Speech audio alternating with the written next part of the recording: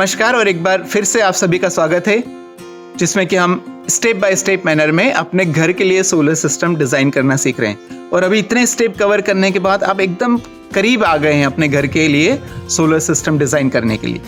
तो एक solar system में 4 कंपोनेंट होते हैं। पैनल होता है, बैटरी होती है, मैनेजमेंट सिस्टम होता है और लोड होता है। तो अभी तक हमने देखा है कि एक सोलर सिस्टम में इलेक्ट्रिसिटी जनरेशन का काम होता है, वो सोलर पैनल करता है। एनर्जी स्टोरेज का काम होता है, वो बैटरी करती है। और सोलर सिस्टम में पूरे एनर्जी को मैनेज करने का काम होता है इन्वर्टर या चार्ज कंट्रोलर। जो चौथा एलिमेंट है सोलर सिस्टम का वो है लोड, जो इलेक्ट्रिसिटी कंज्यूम करता है। और ये बहुत ही इंपॉर्टेंट एलिमेंट है जिसको हमें ठीक से समझना चाहिए। तो इस एपिसोड में हम देखेंगे कि एक लोड की कितनी इलेक्ट्रिसिटी कंज्यूम होती है पर मंथ पर ईयर, और उसका कॉस्ट ऑफ ऑपरेशन क्या होता है और ये किस चीज़ पे डिपेंड करता है। तो चलिए स्टार्ट करते हैं।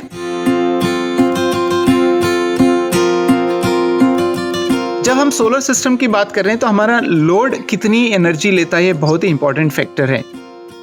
ये इसलिए इंपॉर्टेंट फैक्टर है क्योंकि यदि अपना लोड जो आपका है, जो आपके अप्लायंस ज़्यादा इलेक्ट्रिसिटी कंज्यूम करेंगे तो आपको ज़्यादा जनरेट करना पड़ेगी और ज़्यादा स्टोर करना पड़ेगी।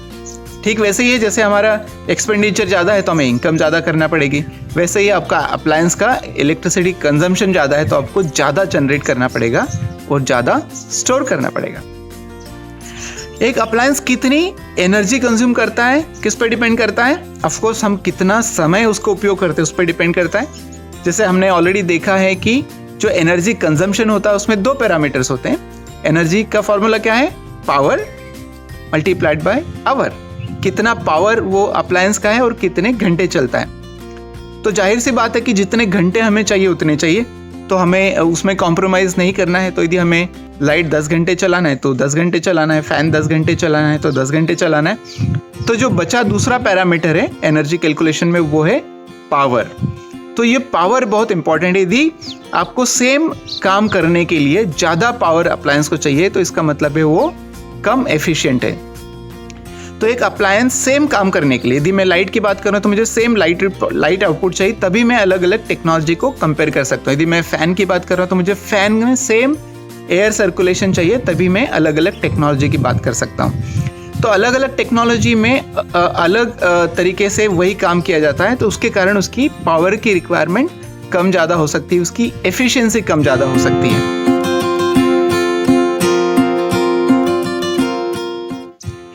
तो एक आम आदमी को ये जानने की ज़रूरत नहीं है कि उसकी एफिशिएंसी कम है या ज़्यादा है। उसके लिए एक बहुत ही बढ़िया तरीका है जो है स्टार रेटिंग का।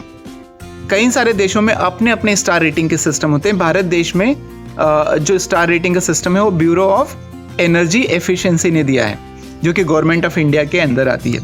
तो ब्यूरो ऑफ एनर्जी एफिशिएंसी क्या करता है? अलग अलग अप्लायंस के लिए स्टार रेटिंग देते हैं। तो स्टार रेटिंग वेरी करता है 1 स्टार से लेके 5 स्टार तक। सो 1 स्टार का मतलब उसका पावर का कंजम्पशन ज़्यादा है, उसकी पावर की रिक्वायरमेंट ज़्यादा है, इसका मतलब उसकी एफिशिएंसी कम है। 5 स्टार मतलब वो सेम काम करने के लिए कम पावर लेता है, इसका मतलब उसकी एफिशिएंसी ज़्यादा है। तो हमें क्या करना चाहिए? हमें जब भी कोई अप्लायंस खरीदें तो उसकी स्टार रेटिंग देखना चाहिए, और जो ज़्यादा स्टार रेटिंग अप्लायंस होगा वो कम इलेक्ट्रिसिटी कंजम्पशन में काम कर लेगा। तो मेरा खर्चा है, जो मेरा ऑपरेशनल कॉस्ट है एक अप्लायंस को उपयोग करने का, उसमें 2 कंपोनेंट होते हैं। एक तो होता है फिक्स कॉस्ट, दूसरा होता है रनिंग कॉस्ट। फिक्स कॉस्ट का क्या मतलब है? आप जब अप्लायंस खरीदते हैं उस समय जितना पैसा देते हैं वो आपका फिक्स कॉस्ट हो गया। मान लो आपने एक फ़ैन खरीदा है 1500 रुपये में, तो आपने 1500 रुपये स्पेंड कर दिए तो आपका फिक्स कॉस्ट हो गया।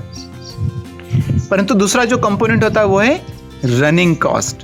तो रनिंग कॉस्ट किस पे डिपेंड करेगा? ऑफ कोर्स आपका फ़ैन कितनी इलेक्ट्रिसिटी लेता है और वो कितने घंटे चलाता है। अच्छा, रनिंग कॉस्ट आपका अप्लायंस में कितना पावर ले रहा है और कितनी देर चल रहा है वो उससे एनर्जी पे डिपेंड करेगा। परंतु एक दूसरा पैरामीटर्स होता है वो है किस रेट में एनर्जी या इलेक्ट्रिसिटी आपको मिल रही है। तो नॉर्मली हम देखते हैं जो डोमेस्टिक इलेक्ट्रिसिटी होती है उसका रेट होता है भारत के कई सारे स्टेट्स में वो 5 रुपये से 7 रुपये के बीच होता है, और जो इंडस्ट्रियल इलेक्ट्रिसिटी होती है उसका जो रेट होता है वो करीब 7 रुपये से 10 रुपये के बीच होता है। तो आपका जो ऑपरेशनल कॉस्ट है अप्लायंस का उसमें फिक्स कॉस्ट आएगा और रनिंग कॉस्ट आएगा। रनिंग कॉस्ट में वो कितना एनर्जी कंज्यूम करता है पर डे पर मंथ, और उस इलेक्ट्रिसिटी का रेट क्या है, कीमत क्या है। तो चलो हम अलग अलग जो अप्लायंस होते हैं उसको हम कंपेयर करके देखते हैं कि उसका फिक्स कॉस्ट कितना होता है, रनिंग कॉस्ट कितना होता है। एक एग्जांपल लेते हैं लाइट आउटपुट का। यदि मुझे सेम लाइट आउटपुट चाहिए तो मेरे पास 3 ऑप्शन अवेलेबल है। एक है इनकैंडेसेंट बल्ब है, दूसरा CFL है, और तीसरा LED है। जो इनकैंडेसेंट बल्ब है वो काफ़ी पावर लेता है, जो CFL है वो कम पावर लेता है, और LED बहुत ही कम पावर लेता है। तो सेम लाइट आउटपुट के लिए मान लो मुझे इनकैंडेसेंट बल्ब है, उसकी वो है 100 वॉट रेटिंग का, और उसी काम के लिए जो CFL होता है काफ़ी एफिशिएंट होता है इनकैंडेसेंट बल्ब की तुलना में। जो CFL होता है वो करीब 30 वाट लेता है, और उतना ही लाइट आउटपुट देने के लिए जो LED होता है उससे भी 1/3 कम लेता है, वो है 10 वाट लेता है। और मान लो ये तीनों जो है मेरा कंपैरिजन करना है, तो मेरा पर आवर पर डे का रिक्वायरमेंट है 10 घंटे। तो इनकैंडेसेंट बल्ब कितनी इलेक्ट्रिसिटी कंज्यूम करेगा, 100 वाट में 10 घंटे का मल्टीप्लाई करेंगे तो 1000 वाट आवर पर डे हो जाएगा। और CFL कितना कंज्यूम करेगा, तो 30 वाट, उसमें 10 घंटे का मल्टीप्लाई करेंगे तो 300 वाट आवर पर डे हो जाएगा। और LED कितना कंज्यूम करेगा, 10 वाट में 10 का मल्टीप्लाई करेंगे तो 100 वाट आवर पर डे का कंजम्पशन हो जाएगा। ये तो पर डे का कंजम्पशन हो गया। इसको मुझे तुलना करना है 1 साल में कितना मेरा बल्ब का चलाने का या CFL या LED चलाने का खर्च आएगा। तो 2 कॉस्ट है मेरी, फिक्स कॉस्ट और रनिंग कॉस्ट। तो फिक्स कॉस्ट मुझे यहाँ पे ब्लू कलर में दी हुई है। जो बल्ब है वो 15 रुपये में आ जाता है, CFL 150 रुपये में आ जाता है 30 वाट का, और जो LED है वो करीब 250 रुपये के आसपास आएगा। और जो रनिंग कास्ट है उसमें मैं इलेक्ट्रिसिटी का जो रेट ले रहा हूँ एग्जाम्पल के लिए 6 रुपये ले रहा हूँ, और जो नंबर ऑफ यूनिट कंजम्पशन है वो है इनकैंडेसेंट बल्ब के लिए 365 यूनिट हो जाएगा साल भर का, और CFL के लिए 110 यूनिट हो जाएगा, और LED के लिए मात्र 36 यूनिट होगा। तो आपका टोटल खर्चा कितना हो जाएगा, इनकैंडेसेंट बल्ब में आपका साल भर का खर्चा हो जाएगा सब मिला के 2195 रुपये, और CFL में हो जाएगा 810 रुपये, और LED में हो जाएगा 446 रुपये। तो इतना फ़र्क आता है। तो ऑब्वियसली आजकल तो काफ़ी लोग स्मार्ट हो ही गए हैं, सब लोग LED का उपयोग करते हैं। तो ये एक उदाहरण था कि कितना इम्पोर्टेंट है सही टेक्नोलॉजी का चॉइस करना या ज़्यादा एफिशिएंसी का डिवाइस करना। चलिए एक दूसरा एग्जांपल लेते हैं। घर में जो फ़ैन है वो भी बहुत कॉमनली यूज़ होता है, दुनिया में सभी दूर यूज़ होता है, खास करके गर्म देशों में यूज़ होता है। तो फ़ैन में भी मुझे सेम आउटपुट के लिए कंपैरिजन करना है अलग अलग टेक्नोलॉजी का। फ़ैन के केस में होता है मेरे कितना हवा को सर्कुलेट कर रहा है, वो फ़ैन का काम है। तो कितना हवा सर्कुलेट कर रहा है वो क्यूबिक मीटर पर मिनट में दिया जाता है, SEMM में दिया जाता है। तो same cubic meter per minute जो मेरा नॉर्मली घर में फ़ैन होता है वो करीब 1200 mm का जो उसका डायमीटर होता है। तो 1200 mm का फ़ैन करीब 200 से 220 या 230 क्यूबिक मीटर पर मिनट में हवा को सर्कुलेशन कर रहा है। तो मुझे सेम आउटपुट चाहिए, तो मुझे क्या क्या फ़ैन की टेक्नोलॉजी हो सकती है। तो उसमें एक AC बेस्ड फ़ैन होते हैं जो बहुत कॉमनली यूज़ होते हैं, उसकी पावर रिक्वायरमेंट करीब होती है 55 वाट से 70 वाट तक जाती है। और वो वहीं एक DC बेस्ड फ़ैन आजकल आने लगे हैं, अभी रिसेंटली आने लगे हैं। वो जो टेक्नोलॉजी यूज़ होती है वो है BLDC, ब्रशलेस DC मोटर उसमें यूज़ करते हैं। तो BLDC मोटर ज़्यादा एफिशिएंट होती है, और उसकी जो पावर रिक्वायरमेंट होती है सेम आउटपुट के लिए, सेम एयर सर्कुलेशन के लिए, वो करीब 25 वाट होती है। तो यदि मुझे AC फ़ैन को 10 साल का खर्चा निकालना चलाने का और DC फ़ैन को 10 साल का खर्चा निकालना है, तो मुझे फिक्स कॉस्ट लेना पड़ेगी और रनिंग कॉस्ट लेना पड़ेगी। फिक्स कॉस्ट AC फ़ैन की कम होती है, वो मात्र 1500 रुपये में आपको मिल जाएगा, अच्छा फ़ैन मिल जाएगा। और जो DC फ़ैन शुरू में थोड़ा महंगा होता है, करीब 2500 रुपये का होता है। परंतु मैं यदि उसका इलेक्ट्रिसिटी कंजम्पशन पर ईयर या पर 10 ईयर का देखेंगे तो आपको एक्चुअल कॉस्ट का पता चलेगा।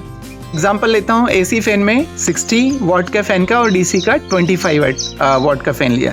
मान लो मेरा 60 वाट का फ़ैन 10 घंटे पर डे चलता है और इसे 10 साल लेना है, तो 60 में 10 का मल्टीप्लाई करेंगे तो 600 वाट आवर पर डे का हो गया। उसमें 365 का मल्टीप्लाई करेंगे तो उतने पर ईयर का हो गया। तो पर ईयर आपका 219 यूनिट कंजम्पशन आता है AC के केस में, और 10 साल मतलब 2190 यूनिट का electricity consumption AC fan use करेगा। वैसे ही 25 वाट का फ़ैन है, इसका पर डे निकालना है तो 25 में 10 का मल्टीप्लाई करेंगे तो 250 वाट आवर पर डे आ जाएगा। 365 से मल्टीप्लाई करेंगे तो करीब 91 यूनिट पर ईयर आता है। और इसका 10 साल का निकालेंगे तो 910 यूनिट पर 10 ईयर हो जाएगा।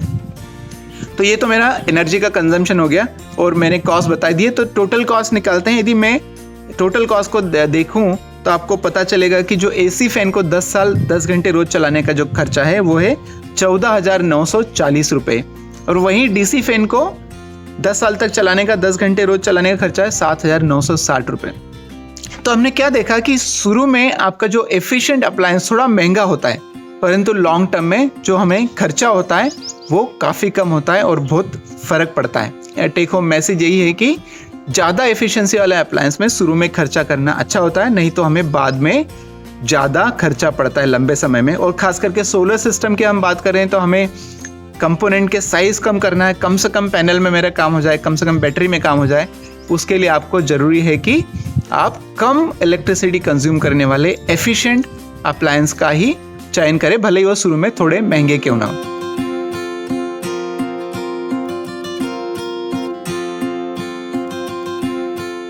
तो आज के लिए इतना ही। आपको जो मैं होमवर्क दे रहा हूँ ये जरूर करिए, और ये बहुत ही सिंपल है। आप जरूर सीख जाएंगे कि एक अप्लायंस की एनर्जी का कंजम्पशन कितना होता है और किस तरह से वो स्टार रेटिंग या उसकी एफिशिएंसी या टेक्नोलॉजी पर डिपेंड करता है। अगली बार जब मैं आऊँगा तो हमारे घर में काफ़ी सारे अप्लायंस होते हैं। हम और भी चर्चा करेंगे कि फ्रिज है, टीवी है, वॉशिंग मशीन है, गीज़र है, माइक्रोवेव है, उन सब की एनर्जी कंजम्पशन क्या होती है, और साथ में डीसी अप्लायंस भी अवेलेबल हैं क्या। तो एसी अप्लायंस और डीसी अप्लायंस, मैंने कहा था कि डीसी अप्लायंस काफ़ी एफिशिएंट होते हैं। आज सभी दूर डीसी के अप्लायंस का ज़्यादा उपयोग बढ़ता जा रहा है धीरे धीरे, और एफिशिएंसी भी अच्छी होती है। तो मैं और भी आपको डीसी अप्लायंस के बारे में अगले इसमें बताऊंगा।